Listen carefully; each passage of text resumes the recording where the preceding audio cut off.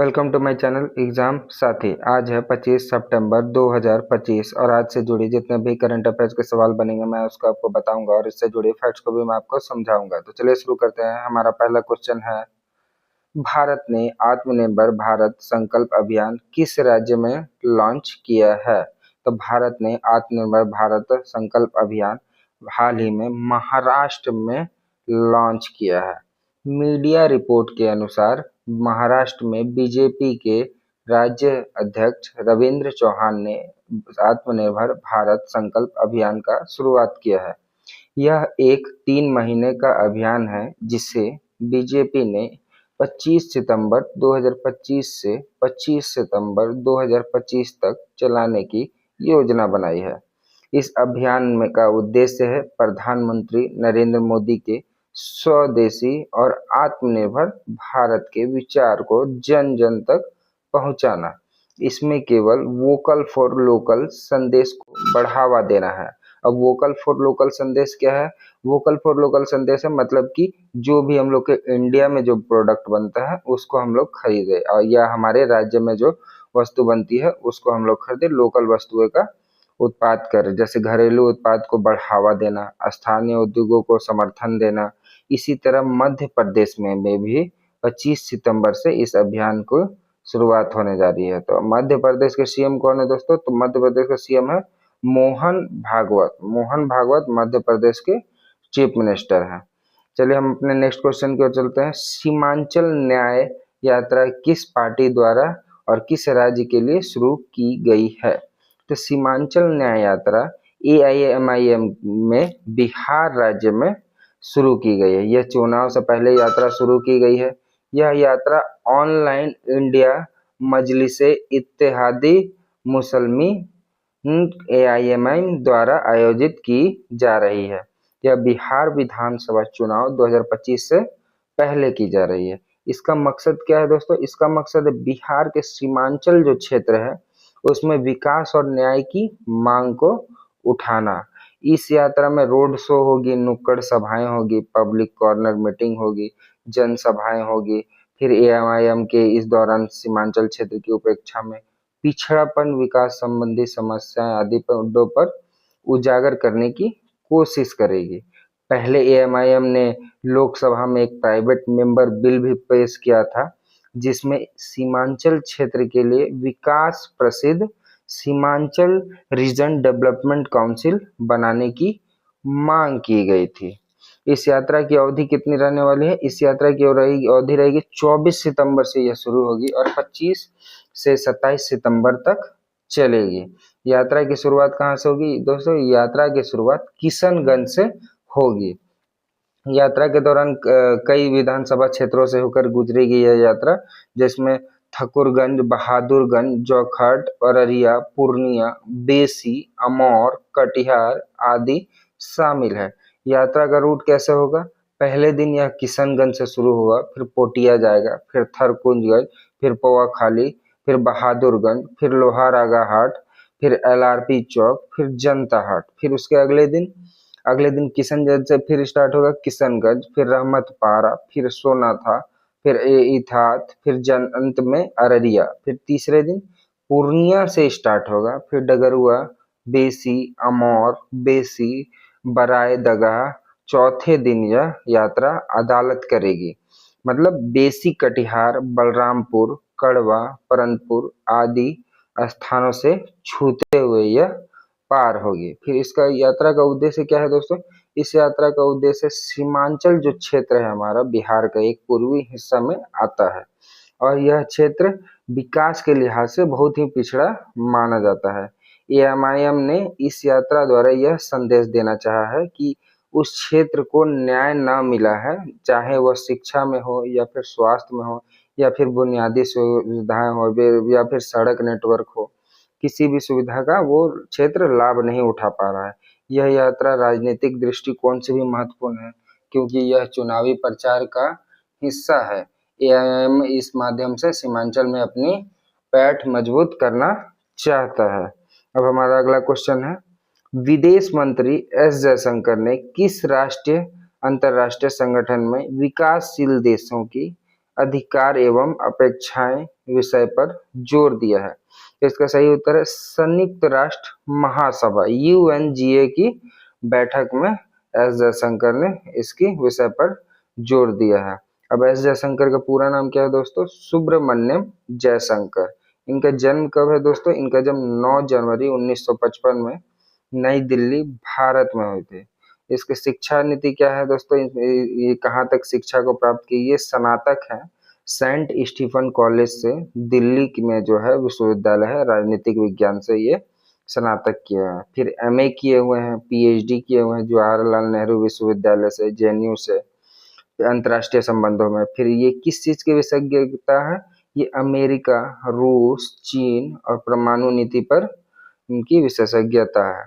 फिर ये हमारे केंद्रीय मंत्री भी हैं, जो इनका पद भारत के विदेश मंत्री, मिनिस्टर ऑफ एक्सटर्नल अफेयर्स के रूप में देखा जाता है।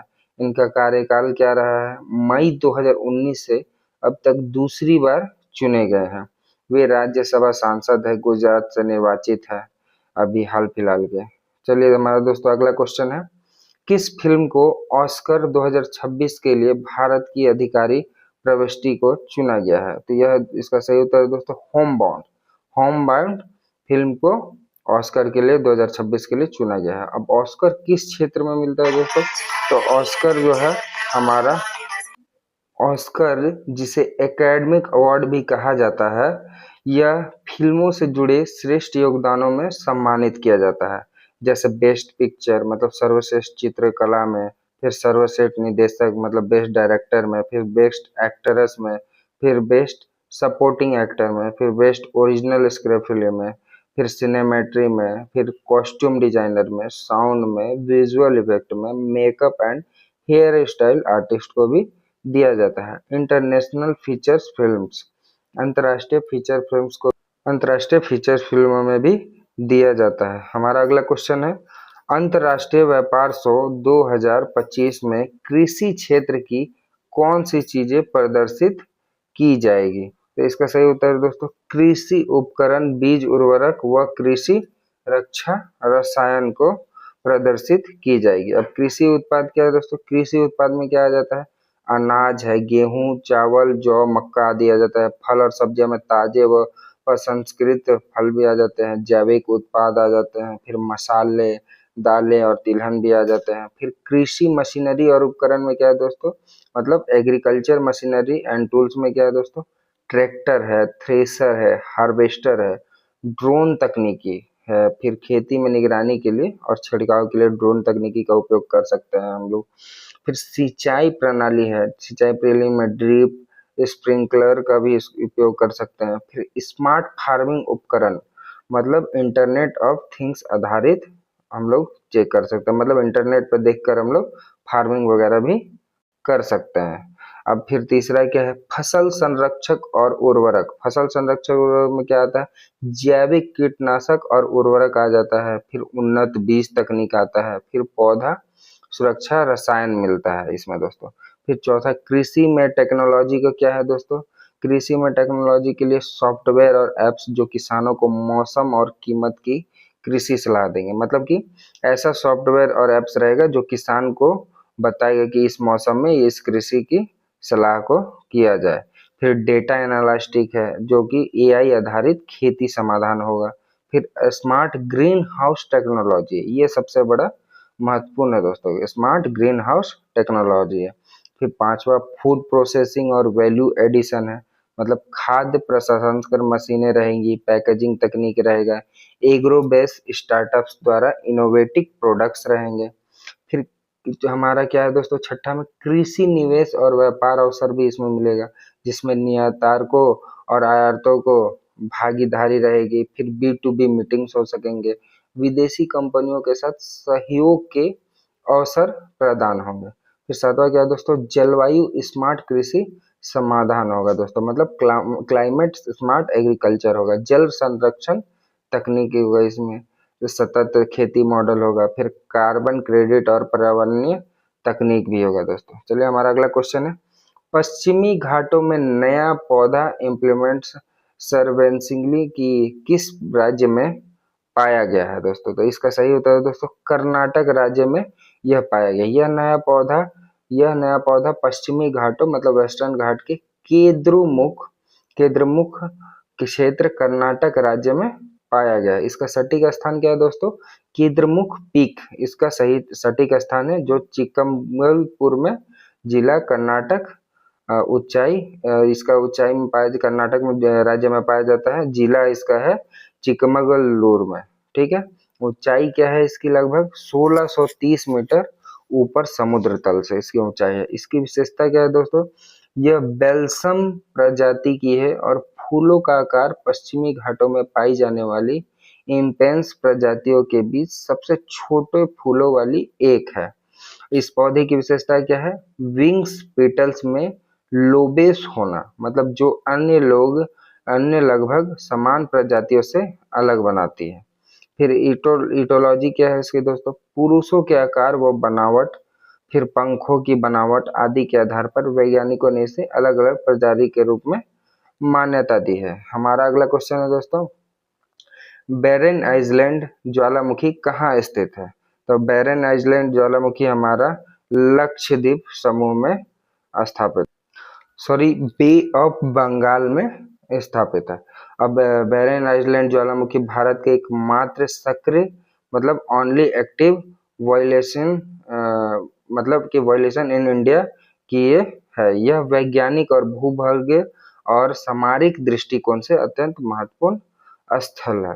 फिर इसका स्थान क्या, भौगोलिक स्थिति क्या है? इसका भौगोलिक स्थिति है अंडमान सागर में स्थित है, जो अंडमान और निकोबार द्वीप समूह का हिस्सा है। फिर इसकी दूरी कितनी है? पोर्ट ब्लेयर से लगभग इसकी दूरी कितनी है? 135 किलोमीटर उत्तर पूर्व में इसकी दूरी मानी जाती है पोर्ट ब्लेयर से। इसके समूह कौन है? यह अंडमान द्वीप समूह के पूर्वी किनारे पर स्थित एक निर्जन द्वीप है, अंडमान द्वीप समूह के नजदीक में। अब हमारा अगला क्वेश्चन है, भारत ने 2030 कॉमनवेल्थ गेम की मेजबानी के लिए प्रस्ताव कहाँ पेश किया है? तो भारत ने 2030 कॉमनवेल्थ गेम मेजबानी के लिए प्रस्ताव अहमदाबाद में प्रस्तुत किया है। अब कॉमनवेल्थ गेम में क्या क्या कौन कौन से गेम शामिल होते हैं कॉमनवेल्थ गेम में? एथलीट्स होते हैं, फिर पैरा एथलीट होते हैं जो ट्रैक और एंड फील्ड में दोनों में काम आता है, स्विमिंग होते हैं, फिर पैरा स्विमर भी होते हैं, फिर आर्टिचेड जेनेमेटिक्स होते हैं, ट्रैकिंग साइकिल्स होते हैं, पारा ट्रैक साइकिलिंग होते हैं, फिर नेटबॉल होते हैं, वेट लिफ्टिंग होते हैं, फिर पारा वेट लिफ्टिंग होते हैं, बॉक्सिंग होते हैं, जूडो होते हैं, बॉल्स, फिर पारा बॉल्स होते हैं, फिर 3x3 बास्केटबॉल होते हैं, फिर 3x3 व्हील चेयर होते हैं, फिर व्हील चेयर बास्केटबॉल यानी कि होते हैं।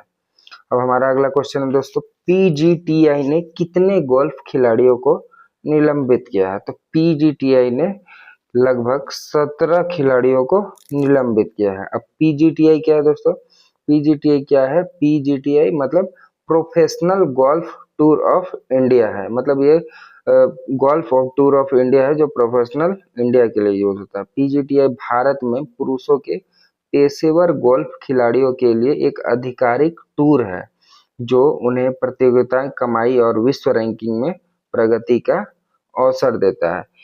यह भारत का सबसे बड़ा मान्यता प्राप्त पेशेवर गोल्फ टूर है और इसे भारत में गोल्फ के विकास के लिए स्थापित किया गया था। इसकी स्थापना कब हुई थी? 2006 में। इसका मुख्यालय कहाँ है? नई दिल्ली में, भारत में। संस्थापक सदस्य कौन थे? अर्जुन अटवाल, ज्योति रंधावा, शिव कपूर जैसे प्रसिद्ध भारतीय गोल्फर इसके संस्थापक थे।